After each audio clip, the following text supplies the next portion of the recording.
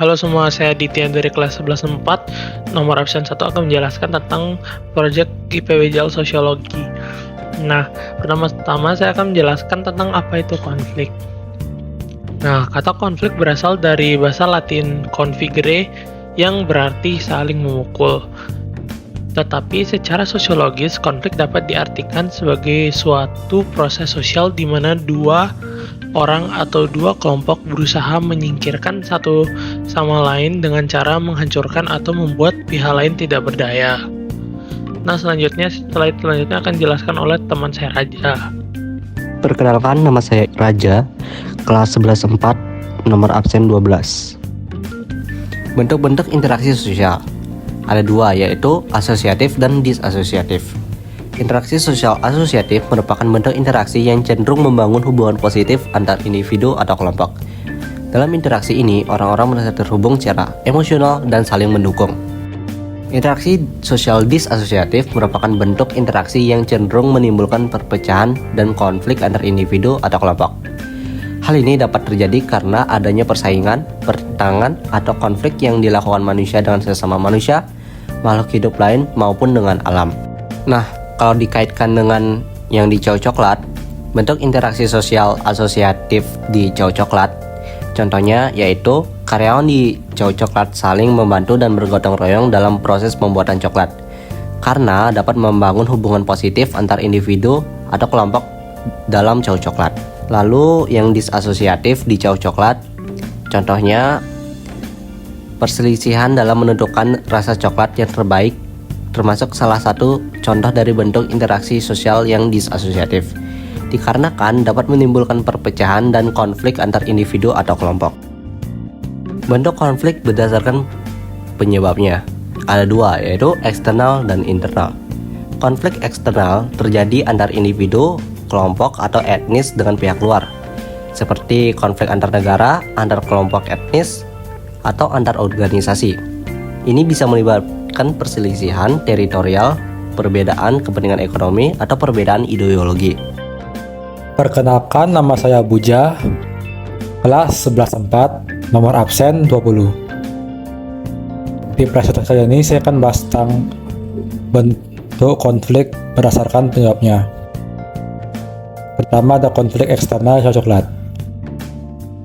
Contoh konflik eksternal yang kita dapat lihat dari Chow Coklat adalah perbedaan antara harga brand coklat Chow dengan brand coklat yang lain. Dikarenakan konflik tersebut dapat terjadi antara Chow Coklat dengan brand coklat yang lain. Persaingan adalah suatu proses sosial yang melibatkan individu atau kelompok untuk memperoleh keuntungan melalui bidang kehidupan, yang pada suatu saat tertentu menjadi pusat perhatian umum, tanpa ancaman atau kekerasan. Persaingan di Chow Coklat. Salah satu contoh persaingan di Chow Coklat adalah persaingan antara penjual coklat Chow dengan brand coklat yang lain. Dikarenakan Chow Coklat dapat memperoleh keuntungan yang lebih tinggi dibandingkan brand coklat yang lain. Selanjutnya ada bentuk konflik berdasarkan keterlibatan. Konflik individual. Konflik individual adalah salah satu jenis konflik yang terjadi antara individu dengan individu ataupun dengan kelompok masyarakat. Konflik kolektif.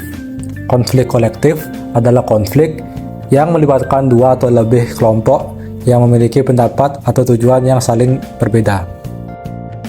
Contoh konflik kolektif di Chow Coklat adalah pendapat orang-orang mengenai rasa coklat yang terbaik, serta perbedaan harga antara brand coklat Chow dengan brand coklat yang lain. Nah, sekarang saya akan menjelaskan tentang bentuk konflik berdasarkan sifat pelakunya. Yang pertama adalah konflik terbuka. Konflik terbuka adalah konflik yang kejadiannya dapat terlihat secara umum yang menyebabkan diketahui oleh banyak pihak.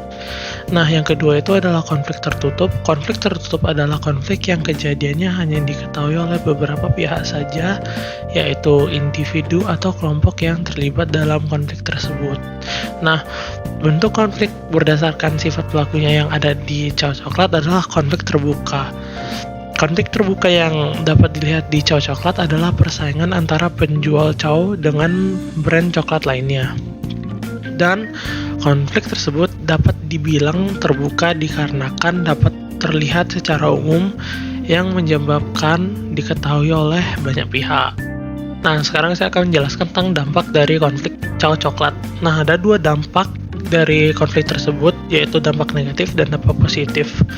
Dampak negatif dari konflik tersebut saya menemukan 4. Yang pertama adalah persaingan antara penjualan coklat Chow dengan brand coklat lainnya. Yang kedua adalah perbedaan harga antara brand coklat Chow dengan brand coklat lainnya. Yang ketiga adalah perbedaan pendapatan dari Chow coklat dengan pabrik coklat lainnya. Yang 4 dan terakhir adalah perselisihan dalam menentukan rasa coklat yang terbaik.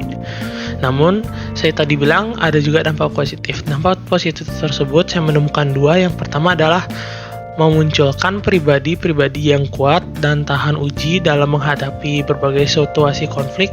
Itu bisa dilihat dengan dari Chow coklat ataupun dengan brand lainnya.